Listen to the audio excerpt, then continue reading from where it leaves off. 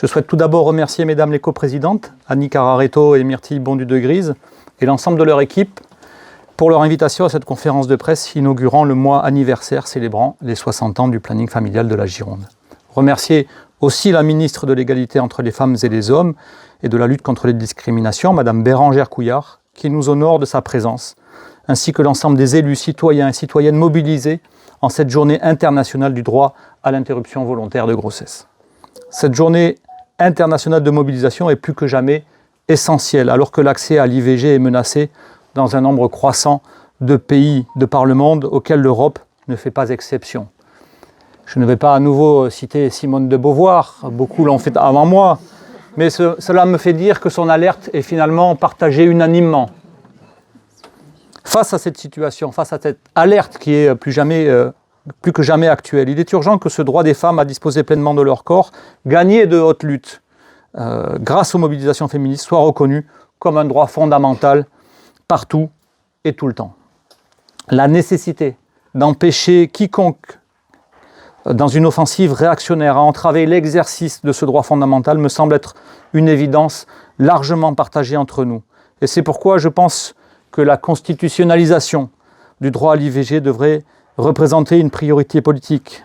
Madame la ministre, comme l'a dit avant moi mon collègue Nicolas Thierry, priorité qui devrait aboutir à ce que cette constitutionnalisation soit mise dans les plus brefs délais à l'agenda des débats de la session ordinaire qui s'ouvre à l'Assemblée nationale ce lundi 2 octobre.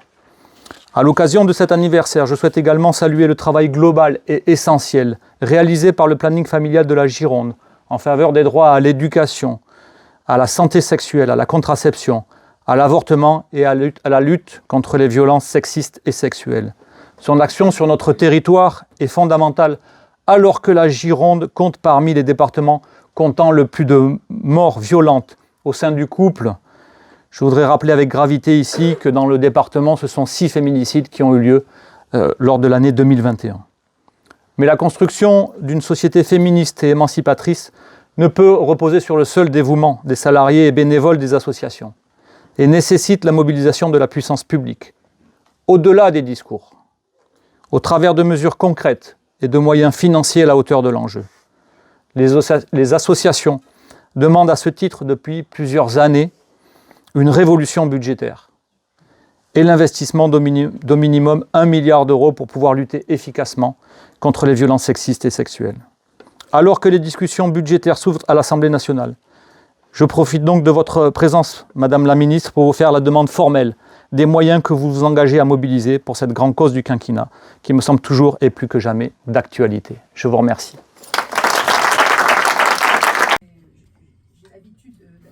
Des critiques et du coup j'aime apporter en tout cas des réponses à ce sujet.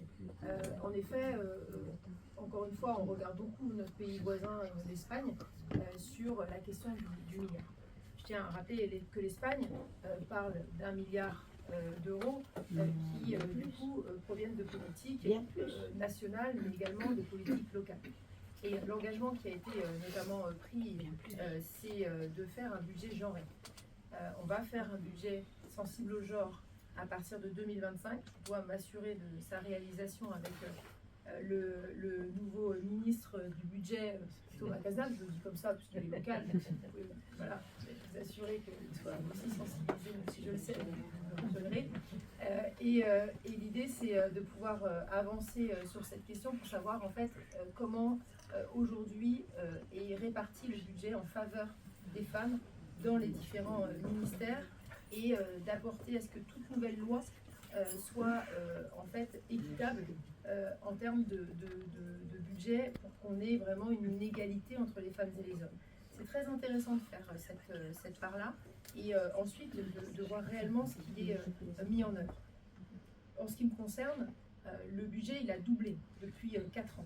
Il a doublé, on peut toujours dire qu'on a besoin de plus, mais il a doublé depuis 4 ans. Et sur le sujet du milliard, moi je tiens aussi à dire, et il y a assez d'élus autour de la table, petite table, pour le dire, c'est qu'en fait on parle du budget national qui est mis par le gouvernement, par l'État, mais il y a aussi beaucoup d'argent qui est mis en local. Et quand on compare avec l'Espagne, il faut comparer ce qui est comparable. Et donc, c'est très intéressant, c'est qu'on arrive à savoir ce qui est mis au niveau national, mais ce qui est mis par nos régions, ce qui est mis par nos départements, ce qui est mis aussi par nos communes. Et ça, en fait, je ne suis pas loin de dire qu'on est largement le milliard. Donc pour ça, il faut que j'arrive à vous le prouver. Voilà, c'est ça ma mission.